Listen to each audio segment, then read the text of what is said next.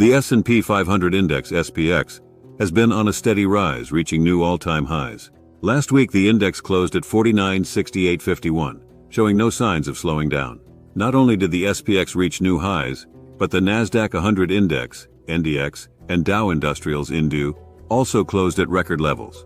The only sector that has been lagging behind is small caps, but they recently triggered a new buy signal. The market rally has been primarily driven by mega-cap technology stocks, but there has also been an improvement in breadth. This means that stocks are gaining across the board, which is good news for investors. It shows that the rally is not limited to just a few select stocks. Last week, Federal Reserve Chief Jerome Powell signaled that a rate cut in March was unlikely. This initially triggered a sell-off in the market. However, the sell-off was quickly erased, and the stock market bounced back to new highs. Consumer confidence also jumped to a two-year high, reflecting slower inflation, a record stock market, and improved growth in the economy. While small caps continue to lag, some market technicians believe that this is just a near-term setback, and that small caps will eventually perform better. However, there are others who are not as convinced and believe that small caps may continue to struggle. In other news, the number of people claiming unemployment benefits in the U.S. rose for a second consecutive week, reaching the highest reading since mid-November. Additionally, UPS announced that it would be cutting 12,000 jobs, or about 14% of its management positions. From a technical analysis perspective, the SPX remains well above its 50-day and 200-day average lines.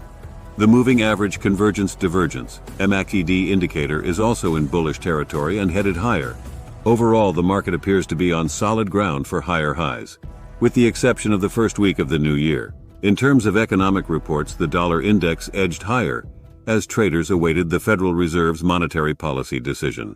The Fed is expected to keep interest rates steady, but the focus will be on any hints about the timing and speed of interest rate cuts this year. In conclusion, the SPX position in this strategy is bullish, and aggressive traders should consider investing in the Ridex Nova S&P 500 fund or other bullish S&P 500 index funds or ETFs. The market continues to reach new highs, driven by mega-cap technology stocks, and breadth has improved, indicating that the rally is broad-based. While small caps continue to lag, some believe that this is just a temporary setback.